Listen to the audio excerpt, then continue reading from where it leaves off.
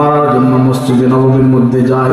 মসজিদে নববীর সামনে আবু বকর রাদিয়াল্লাহু তাআলা আনহু হযরত নবী করিম সাল্লাল্লাহু আলাইহি ওয়াসাল্লামকে সাথে নিয়ে বসে আছেন।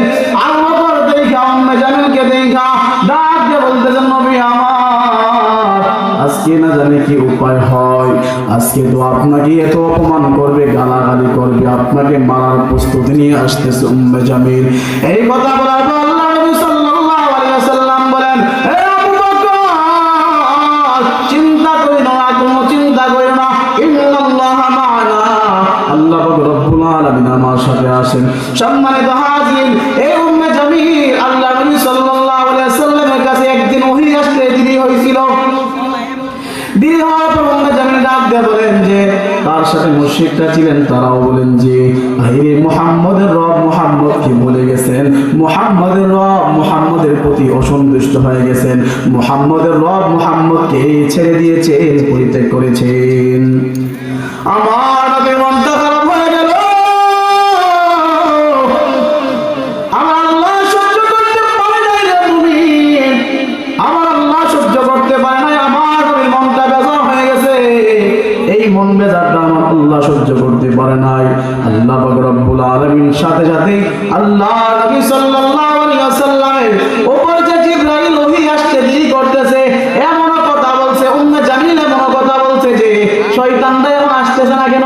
জিবরাইল আলাইহিস সালাতু ওয়াস সালামকে শয়তান বলে আখ্যায়িত করেছেন, শয়তানটা এখন আর মুহাম্মদের কাছে আসে না। নাউযুবিল্লাহি মিন যালিক। এই কথা বলার পর আল্লাহ পাক রব্বুল আলামিন সাথে সাথে আয়াত নাযিল করে দিয়েছেন, ওয়াদ-দুহা ওয়াল-লাইলি ইযা সাজা মা ওয়াদ্দা'আকা রাব্বুকা ওয়া মা ক্বালা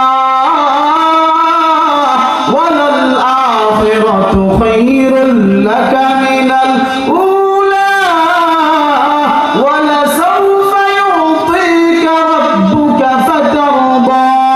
আমার আল্লাহ কসম খায়া বলেন, প্রভাতের কসম খায়া বলেন, রাত্রের কসম খায়া বলেন, রাত্র যখন অন্ধকার হয়ে যায় ওই রাত্রের কসম খায়া বলেন যে আমি কসম করে বলতেছি নবী গো, আপনার রব আপনাকে পরিত্যাগ করেননি, আপনার রব আপনার উপর অসন্তুষ্ট হন নাই। আল্লাহ পাক রব্বুল আলামিন আপনাকে দুনিয়ার চেয়ে আখিরাতের মধ্যে উত্তম কিছু রেখেছেন। আল্লাহ পাক রব্বুল আলামিন অচিরেই আপনার জন্য একটা অচিরেই আপনাকে নিয়ামত দান করবেন, এবং নিয়ামত দান করবেন যেই নিয়ামতের মাধ্যমে আপনি সন্তুষ্ট হয়ে যাবেন। ও মুসলমান বান্দা, এই আয়াত নাযিল হওয়ার পর, এই সূরা নাযিল হওয়ার পর উম্মে জামিলের মাথাটা নষ্ট হয়ে গেছে। হায়রে মুহাম্মদের উপর কেমন নাযিল হইল, মুহাম্মদের উপর ভাবছিলাম আয়াত নাযিল হইবে না, কিন্তু আয়াত নাযিল হয়ে গেল। আমার নবীকে এমন করে কষ্ট দিয়েছেন উম্মে জামিল, আমার নবীকে মারতে যায় মসজিদে নববীর সামনে। আবু বকর বলেন এখন তো অবস্থা খারাপ হয়ে যাবে, আপনাকে গালমন্দ করবে, আপনাকে অনেক কথা বলবে, আপনাকে মারতে আসবে। এমন কথা বলার পর আল্লাহ নবী সাল্লাল্লাহু আলাইহি ওয়াসাল্লাম বলেন, এই আবু বকর তুমি চিন্তা করিও না, উম্মে জামিল আমাকে কিচ্ছুই করতে পারবে না। এমন করে উম্মে জামিল আসতেছে, উম্মে জামিল আয়েশা দেখেন যে নবীজি দেখতে পান নাই। আবু বকরকে ডাক দেন, আবু বকর তোমার নবী কোথায়, নবী মুহাম্মদ কোথায়? এই কথা বলার পর তুমি কি দেখতেছো না? তোমরা আমি মুহাম্মদকে দেখতেছি না। তোমার নবীকে যদি এখন পাইতাম, আজকে মুহাম্মদের খবর ছিল, আজকে মুহাম্মদকে খবর কইরা তাকে গালমন্দ কইরা যাইতাম। এমন মুহূর্তে এই কথা বলার পর কিছুক্ষণ পর এই উম্মে জামিল গালাগালি করে কবিতার মাধ্যমে মুযাম্মিমান মুহাম্মাদান মুযাম্মিমান আসাইনা ওয়া আমরুহু আবাইনা ওয়া দীনাহু ক্বালাইনা, নিন্দিত মুহাম্মদের কথা আমরা মানি না, অবাধ্যতা করি, তার কথা আমরা অবাধ্যতা করি, এবং তার আদেশ আমরা অস্বীকার করি, তার আদেশ আমরা মানি না, এবং তার যত কিছু আমাদের সামনে পড়ে তার দিনকে আমরা ঘৃণাভাবে দেখি। ও মুসলমান বান্দা, আজকে আমার দিনকে যারা ঘৃণাভাবে দেখবে তারা হচ্ছে উম্মে জামিলের শত্রু, উম্মে জামিলের বন্ধু, তারা হচ্ছে উম্মে জামিলের বংশধর। ও মুসলমানি বান্দা, আমার নবীর বিরুদ্ধে কোনো কথা বলা যাবে না। আমার নবীর বিরুদ্ধে বর্তমান জামানার মধ্যে নাস্তিকরা কথা বলে। আমার নবীকে জিজ্ঞেস করে আবু বকর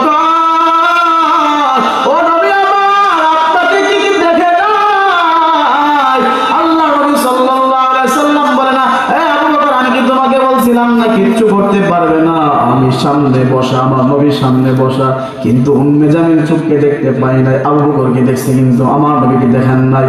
আল্লাহ নবী সাল্লাল্লাহু আলাইহি ওয়াসাল্লাম আয়াত তেলাওয়াত করেন, ওয়া ইযা ক্বারাতাল কুরআন জাআলনা বাইনাকা ওয়া বাইনাল্লাযীনা লা ইউমিনুনা বিল আখিরাতি হিজাবাম মাসতুরা। ও আবু বকর, তোমার কি এই আয়াতটা মনে নাই? আল্লাহ রাব্বুল আলামিন আমাকে বলছেন, আপনি যখন কুরআন তেলাওয়াত করবেন, আমি আপনার মাঝে এবং যারা আপনার প্রতি ঈমান আনে নাই, আখিরাতের প্রতি ঈমান আনে নাই, তাদের মাঝে আমি একটা গোপন পর্দা সৃষ্টি করে দেই। এই জন্য আবু বকর উম্মে জামিল আমাকে দেখতে পারে নাই। আল্লাহ বলেন যে এই দিনকে হেফাজত করার জন্য, এই কুরআনকে হেফাজত করার মালিক আমি আল্লাহ নিলাম, দায়িত্ব আমি আল্লাহ নিলাম। ইন্না আলাইনা জামআহু ওয়া কুরআনা। ও নবী, আপনি চিন্তা কইরেন না, এই কুরআনকে সংরক্ষণ করার দায়িত্ব আমার। এই উম্মে জামিল রাস্তার মধ্যে কাটা বিছিয়ে দিত, দেহ আমার নবীজির পায়ের মধ্যে ঢুকে যায়, আমার পা আমার নবী যেন কষ্ট পায়, এই জন্য পথের মধ্যে কাটা বিছিয়ে দিত। এই কাটা বিছিয়ে দিত, কিন্তু আল্লাহ নবী সাল্লাল্লাহু আলাইহি ওয়াসাল্লামের প্রিয় সাহাবী, কালো একজন সাহাবী, নাম তার বেলাল রাদিয়াল্লাহু তাআলা আনহু। এমন একজন সাহাবী যিনি ঈমানের পরীক্ষা দিয়েছেন অনেকবার। এই বেলাল রাদিয়াল্লাহু তাআলা আনহু নবীজি চলতেন আর সামনে সামনে হাঁটতেন। নবীজি সাল্লাল্লাহু আলাইহি ওয়াসাল্লাম